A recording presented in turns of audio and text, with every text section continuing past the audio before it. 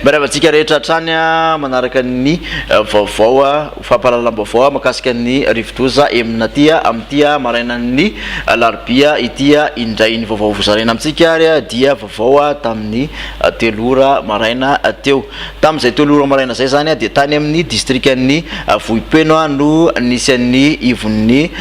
emina tia ny rivotra miaraka aminy kosa tamin'izay fotoana zay dia 20 kilometatra isan'ora ny tafiotra 70 kilometatra isan'ora mikisaka mianatsimo andrefana ity rivotoza ity amin'ny hafainganam-pandeha 20 kilometatra isan'ora anoeny diany kosa izy amakivaky ny faritra atsimo atsinanana anosy ary vinavinaina moa ivoaka any Andranomasina amin'ny faritra Androya ho an'ny anio ariva toy izao ary ny filazana loza mitatao miloko mena trany ny vatovavy fitovinany atsimo atsinanana Amorimany Matsatram-bony ary Iorombe filazana loza manambana kosa zany hoe miloko mavo atsimo andrefana Androya ary Anosy wavozna trano moa zay filazana makasika ny loko izay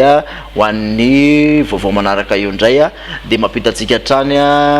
ny vaovao izay avy eto amin'ny sapana mpamatatra ny mety ho tetry ny andro rehefa avy eo indray ary veloma.